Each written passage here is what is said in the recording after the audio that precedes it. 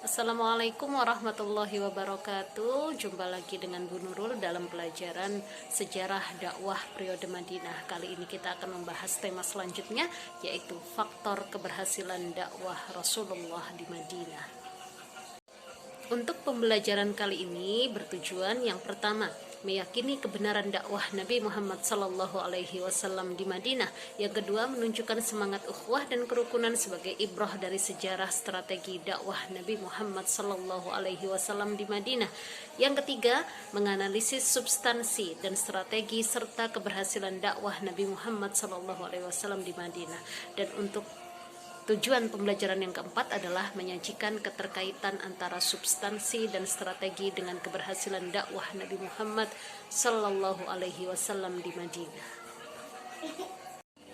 Sebelum kita masuk kepada materi faktor keberhasilan dakwah Rasulullah di Madinah, gambar tersebut adalah gambar salah satu cucu baginda Rasulullah Sallallahu Alaihi Wasallam. Beliau adalah Habib Munzir Al-Musawa, pemimpin dari Majelis Rasulullah yang memiliki jutaan jamaah.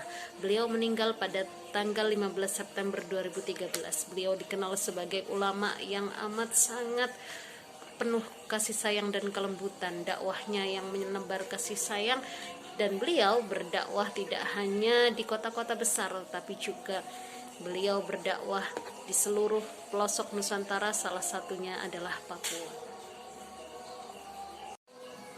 Keberhasilan dakwah Rasulullah dipengaruhi beberapa faktor. Ada faktor eksternal, ada faktor internal. Untuk faktor eksternal, yaitu yang pertama, adanya kelompok yang setia terhadap Rasulullah, diantaranya kaum muhajirin dan kaum ansor. Yang kedua, adanya kelompok non-muslim yang tidak membenci Islam. Yang ketiga, kelompok Yahudi yang telah berbaur dengan Islam. Demikian keadaan masyarakat di Madinah yang menyebabkan dakwah Rasulullah di Madinah berjalan lebih cepat daripada ketika berada di Mekah. Selanjutnya, faktor internal yang justru menjadi faktor yang amat sangat menentukan dalam faktor keberhasilan Rasulullah selama berdakwah di Madinah. Yang pertama adalah kesesuaian antara ucapan dan perbuatan. Yang kedua, Rasulullah memiliki figur pemimpin yang dirindukan oleh setiap umat. Yang ketiga, uswatun hasanah, di mana Nabi adalah satu-satunya suri tauladan yang memiliki sumber akhlak, yaitu akhlak Al-Quran. Yang keempat, memiliki kesabaran dan ketabahan yang luar biasa dalam berdakwah. Berikutnya adalah ciri dakwah Rasulullah selama di Madinah. Yang pertama, semangat persaudaraan yang berdasarkan akidah. Yang kedua, adanya sistem keadilan tanpa memandang perbedaan, baik perbedaan suku, bangsa, maupun kepercayaan. Yang ketiga, kehidupan sederhana yang ditunjukkan para pemimpin. Jadi, pemimpin pada saat masa Rasulullah maupun para sahabat, walaupun mereka memiliki harta yang luar biasa banyak, tetapi mereka menunjukkan sikap kesederhanaannya, sikap kezuhudannya. Yang keempat, persamaan derajat, sehingga ukuran kemuliaan bukanlah bentuk, rupa, tubuh, ataupun kekayaan, akan tetapi kemuliaan adalah ketakwaan. Dengan mempelajari strategi, substansi, dan faktor keberhasilan dakwah Rasulullah di Madinah, ada beberapa sikap keteladanan dakwah Rasulullah yang dapat kita tiru. Yang pertama, menjadikan masjid sebagai pusat kegiatan dakwah. Yang kedua, memperkuat semangat ukhuwah Islamiyah.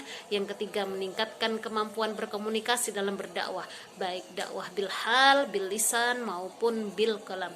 Lanjut, tidak ada unsur paksaan dalam berdakwah, sebagaimana firman Allah, la ikraha fid din, tidak ada paksaan dalam beragama.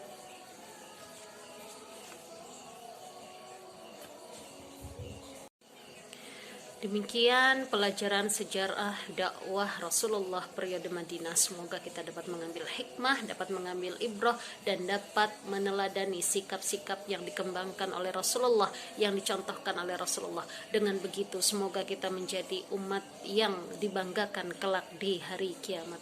Terima kasih. Wassalamualaikum warahmatullahi wabarakatuh.